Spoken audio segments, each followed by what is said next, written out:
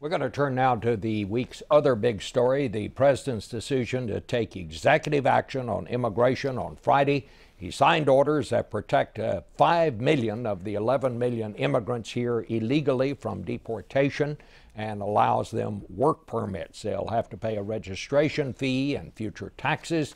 To talk about this, we're going to talk first to Republican Mike McCaul. He's the chairman of the House Homeland Security Committee. He is in Austin this morning. Well, Mr. McCaul, what now? It seems to me that the president has drawn a line in the sand, or whatever you want to call it here. Is that going to help or hurt the situation? I think it hurts the situation. It poisons the well. Going into a new Congress, the American people spoke in the elections, and one of the first things out of the box is he grants amnesty to 5 million people. In your clip, he says that members of Congress question my legal authority to do this. So he himself said 22 times that he did not have the legal authority to do this. That's not how democracy works, he said.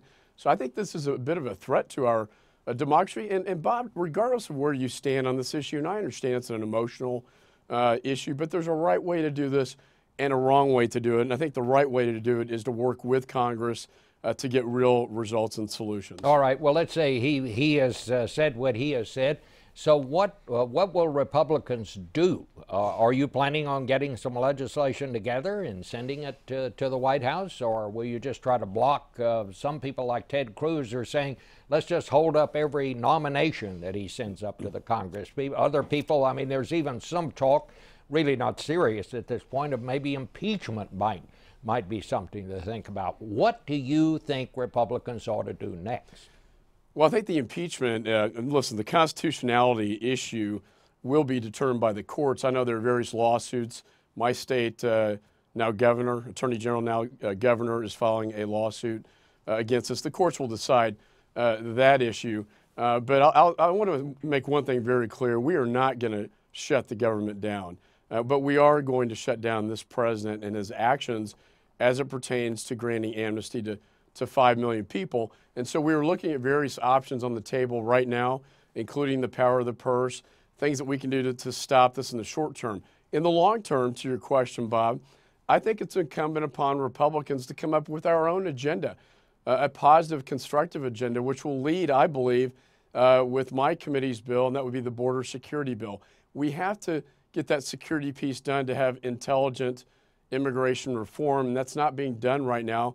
And lastly, the biggest concern I have is because of this talk of amnesty and reform, we're really inviting a whole nother wave of illegal immigrants that we saw in 1986 when amnesty was granted, and also when DACA was that executive action. There is cause and effect. It did result in 60,000 children crossing the Rio Grande Valley sector in my state. So I think we want to do this methodically, smart, starting with border security and then looking at immigration reform measures. Do you think anything can get done in this lame duck session, or will all this come next year?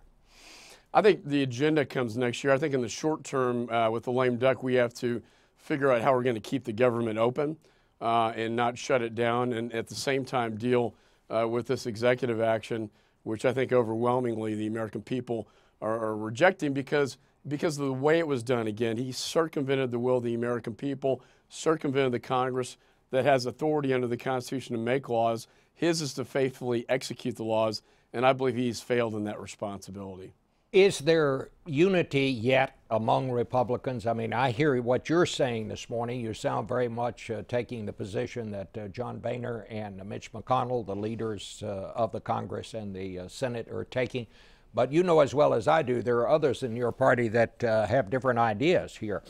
How close are you to getting, say, the Republicans in the House together on a unified plan? Well, again, this has to be done sequentially, and I think the more confidence our members have in the security piece being done, because you can reform the laws, but as long as people continue to flood to come into the country, that's not very intelligent. We need a border security bill first to secure it, and then the immigration reform piece.